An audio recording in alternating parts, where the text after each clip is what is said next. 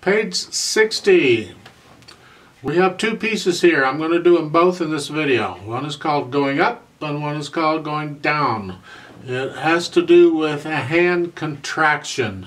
That is when your hand has to squeeze together a little bit.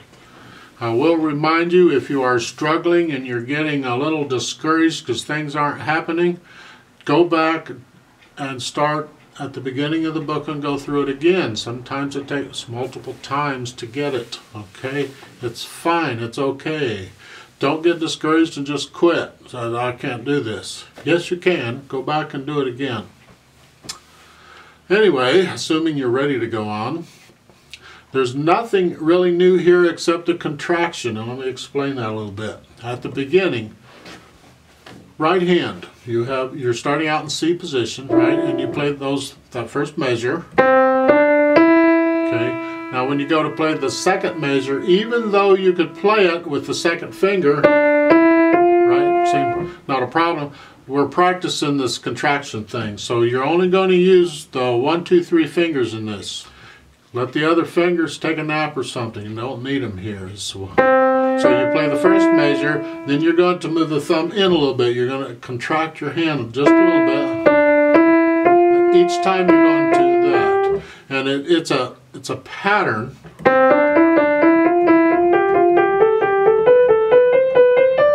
And before you think this is silly, why am I doing this? This is actually a standard fingering style pattern when you have what's called a sequence going up or down, actually, either way.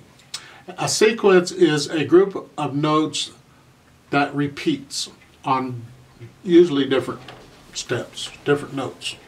In this case, we have 1, 2, 3 notes that go up, and then it does it again, but they're different notes, but it's still the same pattern, it's just on different notes, and that's all this is. And when we do that, we like to use the same fingering on each sequence piece, on each one. So that's really a very good fingering.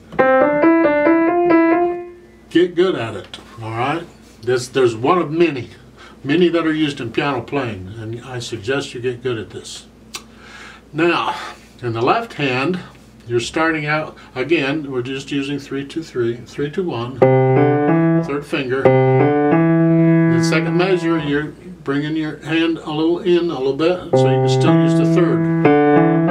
And it's the same way for every measure. It's a sequence. You're using the same fingering throughout.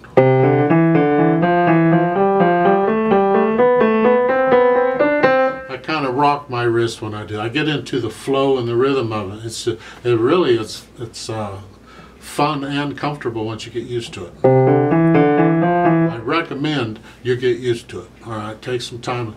When you sit down to practice from now on, this going up and down pieces would be great warm-up to play before you start practicing your regular music. These type of things are wonderful. Now when you put the two hands together, they're not mirroring each other, so that's the tricky part. You just got to remember it's third finger in one hand and thumb in the other, and start each measure that way. Up, and that's really all it is. They put in crescendo there. That's typical. When you go up, you tend to want to get louder. You don't have to, but you can. They put in legato, which means connect all the notes. Good exercise might be, though, to change it up a little bit and play it staccato. So let's try going up together. 3, 4 times. I'll give us 3 counts. And we'll begin. So start with thumb and third finger. Here we go.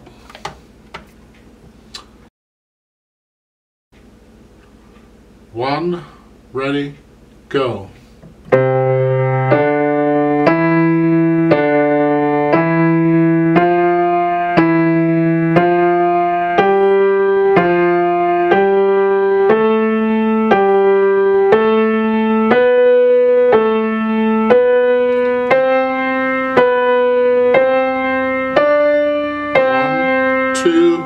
Rest.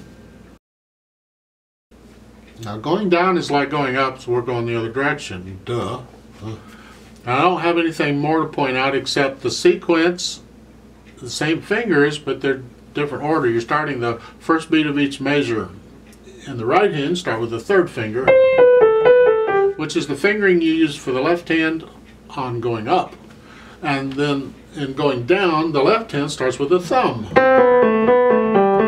which is the fingering you use for the right hand on going up. You could do this in contrary motion.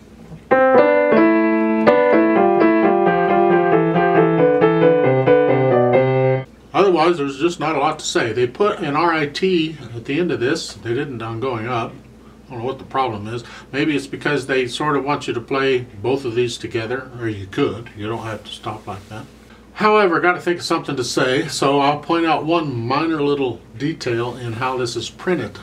In case any of you were wondering, I don't know how closely you're looking at the music.